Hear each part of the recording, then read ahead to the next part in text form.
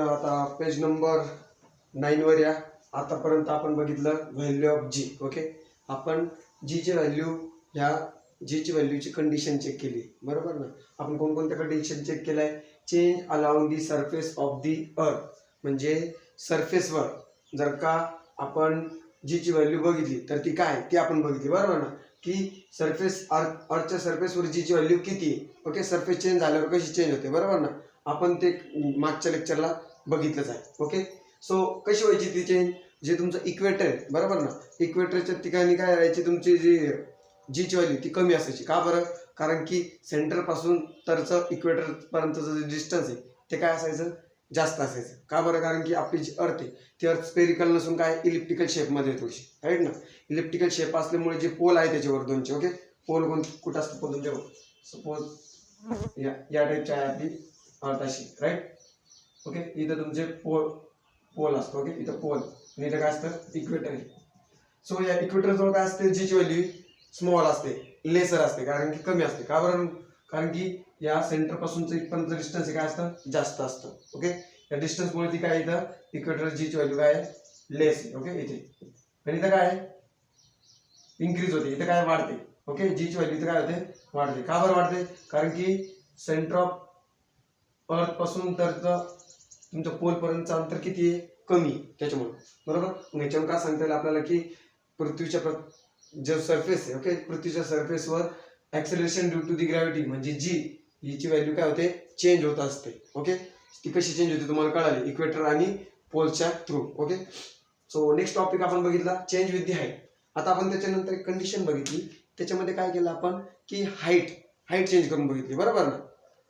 एका सर्टन हाईटला काय वेगळी त्याच्यावर काय जी ची व्हॅल्यू लागायची ते आपण बघितलं ऑलरेडी. ओके, नेक्स्ट काय बघितलं आपण, चेंज विथ दी डेप्थ. आता सॉरी, नेक्स्ट बघितले नाही, आता आपल्याला बघायचंय नेक्स्ट पॉईंट कोणता आपला आजचा, चेंज विथ दी डेप्थ. जसं आपण डेप्थ चेंज करणार म्हणजे बघ, आता तुमचा ही अर्थ आहे. ओके, आतापर्यंत आपण कुठे चेक केलं, आपला ऑब्जेक्ट इथं असायचा, कधी इथं असायचा. ओके, आता कुठे गेला आपला ऑब्जेक्ट, हे हाईट नुसार इथे घेतलं होतं आपण. ओके, हे ऑन दी सरफेस घेतलं होतं. आता कुठे जाणार आपला ऑब्जेक्ट, आपला ऑब्जेक्ट थोडासा असं काय जाणार आता डीप जाणार. ओके, डेप्थ म्हटलं काय थोडंसं आत जाणार. आता ऑब्जेक्ट कुठे प्रेझेंट या कंडिशन मध्ये, चेंज विथ दी डेप्थ. आता चेंज विथ दी डेप्थ मध्ये काय होतं बघा, ऑब्जेक्ट तुमचा इथे फॉर आता बघू आपण, हा तुमचा सेंटर ऑफ दी अर्थ आहे. ओके, अर्थचं सेंटर आहे. आता ऍज कम्पेअर टू ही रेडियस, ओके, हिला आपण आर म्हणू. ओके, R1 म्हणू, आणि ही रेडियस तुमच्या ऑब्जेक्ट पर्यंत. ओके, ही काय म्हणू आपण R2. आता कोणती रेडियस ग्रेटर आहे याच्यामध्ये, कोणती रेडियस ग्रेटर आहे याच्यामध्ये, ही, राईट ना. R1 ची रेडियस काय ग्रेटर आहे, म्हणजे R1 is a greater than the R2, बरोबर. पण आपल्याला फॉर्म्युला माहिती आहे. ओके, आपल्या जी चा फॉर्म्युला माहिती आहे. काय जी चा formula, G equals to G M upon R square. बघा इथं काय दिलेलं आहे, जसं तुमचा जी कमी, जेवढा जी कमी राहील तेवढी जी ची व्हॅल्यू काय जास्त राहील, बरोबर ना. जेवढा रेडियस, ओके, जेवढी तुमची रेडियस जास्त असणार आहे तेवढी जी ची व्हॅल्यू काय असणार आहे, कमी असणार आहे. जेव्हा रेडियस कमी होणार आहे तेव्हा जी ची व्हॅल्यू काय होणार आहे, जास्त होणार आहे. ओके, सेंटेन्स वाईज आपण बघू. ओके, हे तुम्हाला नंतर कळेलच. अगोदर आपण पॅराग्राफ रीड करू काय दिले. बघा आता काय सांगितलंय पेज नंबर 9 वर, change with the depth. The value of g also changes if you go inside the अर्थ.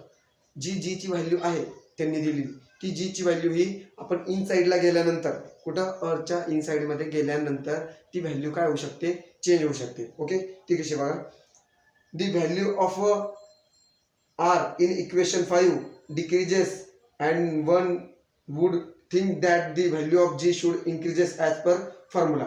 बरोबर, आपण काय बघितलं होतं, इक्वेशन 5 हाच आहे तुमचा. ओके, इक्वेशन 5 म्हणजे हाच आहे. या इक्वेशन 5 मध्ये काय बघितलं आपण, जी ची व्हॅल्यू केव्हा इन्क्रीज होते, जेव्हा आर ची व्हॅल्यू कमी असेल, बरोबर ना. म्हणजे तिथली रेडियस, तिथलं जे काही डिस्टन्स आहे ऑब्जेक्ट आणि सेंटर ऑफ अर्थ मधलं, ओके, ते अंतर जेवढं कमी असणार आहे तेवढी तुमची जी ची व्हॅल्यू काय आहे, वाढणार आहे. आपण इक्वेशन 5 मध्ये बघितलंय. ओके, आणि ही व्हॅल्यू कशावर डिपेंड आहे, जी ची व्हॅल्यू ओनली तुमचं mass of earth and radius of earth वर, राईट. म्हणजे हे चेंज झाल्यावर जी ची व्हॅल्यू काय होणार आहे, चेंज होणार आहे. ऑब्जेक्ट काही मॅटर करणार आहे का तिथं, नाही करणार, कारण की ऑब्जेक्ट वर डिपेंड नसते ऍक्सेलरेशन ड्यू टू ग्रॅव्हिटी. म्हणजे हा जी हा तुमच्या ऑब्जेक्टच्या प्रॉपर्टीवर डिपेंड नसतो. पुढे बघा काय दिले त्यांनी, However, the part of the earth which contributes towards the gravitational force felt by the objects also decreases. आता इथे काय सांगितलंय, जे आपण फॉर्म्युला बघितला होता बघा, फॉर्म्युला काय बघितला होता, जीएम अपॉन आर स्क्वेअर. इथं काय सांगता आलं होतं आपल्याला की आर जर जेव्हा कमी होतो जी ची व्हॅल्यू वाढते. आता इथं बघा, इथं आर ची व्हॅल्यू काय होते, कमी होते, म्हणजे इथं जी काय होणार आहे, वाढणार आहे. इथं काय होणार, जी वाढणार आहे. पण बघा इथं जी अजून काय वाढतं, इथं बघा हा एम मास आपण, म्हणजे आपला ऑब्जेक्ट जर का इथं असेल, ओके, आपला ऑब्जेक्ट जर का इथं असेल तर मी पूर्ण अर्थ कन्सिडर नाही करणार, ह्याच्यात अर्थचं मास पण काय होणार आहे, डिक्रीज होणार आहे. ते कसं बघा, आता मी ऑब्जेक्ट इथं ठेवलं फॉर एक्झाम्पल इथं, तर मग तुमचा ऑब्जेक्ट इथं प्लेस आहे ना, मग आपण एवढंच कन्सिडर करणार, हा बाहेरचा पोर्शन त्याच्यामध्ये राहणार नाही अर्थचा.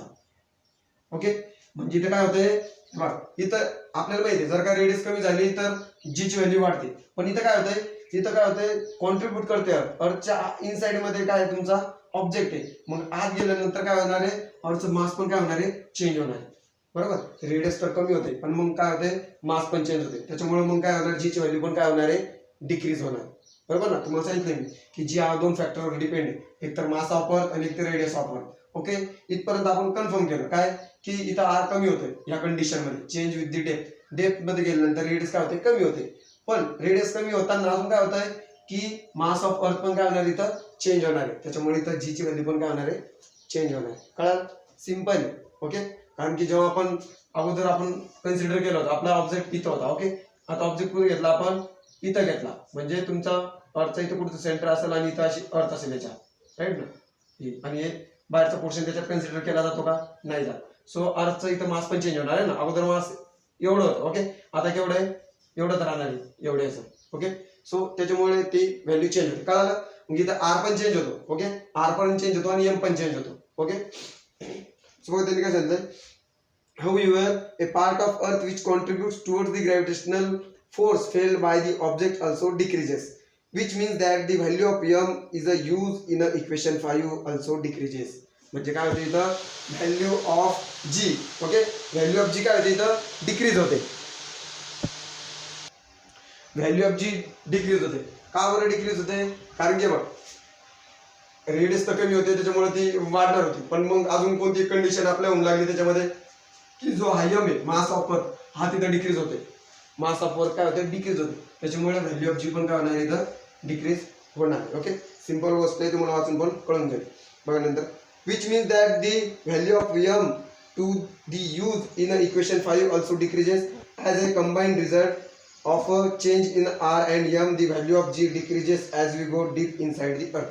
मग जसं जसं आपण आत जाऊ, ओके, जसं जसं आपण आपल्या अर्थ मध्ये डीप जाऊ तशी तशी, ओके, जसं जसं आपण डीप जाऊ अर्थ मध्ये, ओके, सेंटर ऑफ सर्कल पाशी, तर तिथं काय होणार आहे की चेंज कशामध्ये होतोय, मास आणि रेडियस मध्ये काय होतोय, चेंज होतोय. बरोबर ना, जसं जसं आपण डीप जातोय की मास ऑफ अर्थ आणि रेडियस ऑफ अर्थ मध्ये काय होते, चेंज होते. त्याच्यामुळे value of G, okay, small value of G काय होणार आहे, डिक्रीज होणार आहे. व्हॅल्यू ऑफ जी काय होणार आहे, डिक्रीज होणार. केव्हा, जेव्हा चेंज विथ दी डेप्थ, जसं जसं आपण डेप्थ मध्ये जाऊ तिथं व्हॅल्यू काय होणार आहे, डिक्रीज होणार आहे. आणि हे जर का आपण डीप जातच गेलो आणि जर का आपण सेंटरला पोहोचलो तर सेंटरला तुमची जी ची व्हॅल्यू असणार आहे, 0. ओके, लक्षात ठेवा, सेंटरला जी ची व्हॅल्यू ही 0 असते. ओके, सो हे तुमचं एक शेवटचा पॉईंट बाकी होता त्या कन्सेप्ट मधला. कोणत्या कन्सेप्ट मधला, व्हॅल्यू ऑफ जी. ओके, जे जी ची व्हॅल्यू आपण जिथे जिथे चेक केली त्याच्यातले 3 पॉईंट. ओके, सिंपल पॉईंट आहे, जास्त काही हार्ड नाही. आता बघा ह्याच्यामध्ये नेक्स्ट दिलेला आहे, थिंक अबाउट इट.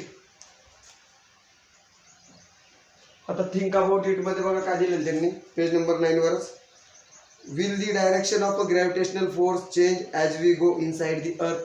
आता त्यांनी काय सांगितलंय की आपण जर का या अर्थच्या एकदम इनसाइड पर्यंत गेलो, ओके, इनसाइड पर्यंत गेलो, असं डीप मध्ये काय गेलो जातोय आपण, तर डायरेक्शन चेंज होईल का. इथं याचा आन्सर असेल नो. इथं डायरेक्शन चेंज होणार आहे का, नाही.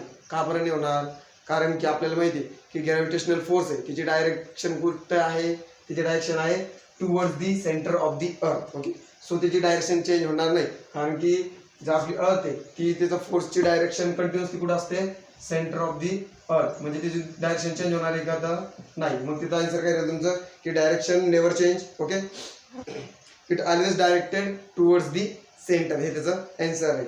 ओके, नेक्स्ट क्वेश्चन परत दिलाय, what will be the value of G at the centre of earth. मी अगोदर सांगितलं सेंटर ऑफ अर्थ पाशी जीची व्हॅल्यू काय नसणार आहे, जीची व्हॅल्यू 0 असणार आहे. का बरं? कारण की बघ इथं जर का आपण सेंटर कन्सिडर केलं ओके, ना तिथं मास राहणार आहे ना रेडियस असणार आहे. या जर का दोन गोष्टी 0 असतील तर मग जीची व्हॅल्यू पण काय असणार आहे तुमची 0 आहे. कळलं की सेंटरला जीची व्हॅल्यू काय असणार आहे तुमची 0 असणार आहे. ओके, हे दोन झाले तुमचे थिंक अबाउट इट. नेक्स्ट बघा, every planet and satellite has a different mass and radius. आता आपल्याला माहिती आहे साहजिक गोष्ट आहे की प्रत्येक प्लॅनेटचं हे मास आणि रेडियस काय आहे, डिफरंट आहे. म्हणजे प्रत्येक प्लॅनेट हे आणि सॅटेलाइट हे सारखं आहे का, नाही. ओके, ते सारखं नाही म्हटल्यावर त्याचं मास आणि रेडियस पण काय असणार आहे, डिफरंट असणार आहे. हेच according to the equation 6. Okay, equation 6 म्हणजे तेच तुमचा इक्वेशन 6 म्हणता येते 5 म्हणता येते. कोणतं इक्वेशन तुमचं GM/r², ह्याच्याबद्दल बोलतोय.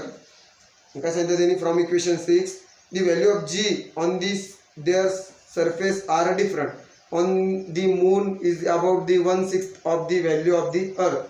As the result, using the same amount of force, we can jump 6 times higher than moon as compared that the earth. बघा इथं काय आहे की प्रत्येक ठिकाणावर काय आहे तुमचं जो काही फोर्स आहे. ओके, हा जो काही फोर्सचा रिझल्ट आहे ह्याची व्हॅल्यू काय डिफरंट आहे. ओके, जर का ही अर्थ आहे, ओके, ही काय आहे अर्थ आहे आणि हा काय आहे मून आहे. ह्या अर्थवर जर का मी किती 1 फूट उडी मारतो, किती फूट उडी मारतो, 1 फूट इथं उडी मारतो. ओके, ही जंप म्हणजे एक फूट काय मारतो मी, जंप मारतो. 1 फूट काय मारतोय, जंप मारतो इथं. ओके, 1 फुटाशी जंप मारतोय.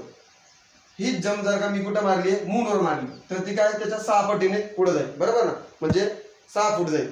असं का बरं होतं, कारण की इथं व्हॅल्यू चेंज आहे जीची. बरोबर ना, कारण की इथे acceleration due to the gravity काय आहे इथं जास्त आहे. ओके, त्याच्यामुळे आपण थोडंसं स्टेबल म्हणजे जास्त लांब आपण उडी मारू शकत नाही, कारण की ती ग्रॅव्हिटी काय करते आपल्याला ओढत असते. तसंच मूनवर आहे का, नाही, कारण की मून हे खूप लांब आहे, राईट ना. म्हणजे अर्थपासून मून काय आहे खूप लांब आहे. मग इथं काय तर तेवढा फरक पडतो की जर का आपण इथं जंप मारली तर ती जंप आपण काय लांब मारू शकतो. ओके, म्हणजे जर का इथे जी जंप आपण इथे 1 फूटची मारतो तिथे 5-6 फूट आपण मारू शकतो. ओके, त्याच्या डबल टिबल म्हणजे 6 त्यांनी सांगितलं काय बघा, एक्झाम्पल दिलं त्यासाठी. काय सांगितलं त्यांनी की every planet and satellite has a different mass and radius. Hence, according to equation 6, the value of G is different for the every year. म्हणजे प्रत्येक सरफेस वरती काय येणार आहे, डिफरंट आणणार. आता बघा पुढचा टॉपिक, पुढचा लाईन बघा. On the moon is about 1/6 of the value of the earth. As a result, using the same amount of force, we can jump 6 times higher than the moon as compare that the earth. म्हणजे आपण 6 पटीने जास्त मोठी उडी मारू शकतो. जेवढा force आपण इथे लावलाय अर्थवर तेवढाच फोर्स तिथं लावला तर ती जंप काय असणार तुमची 6 पट काय असणार आहे, जास्त असणार आहे.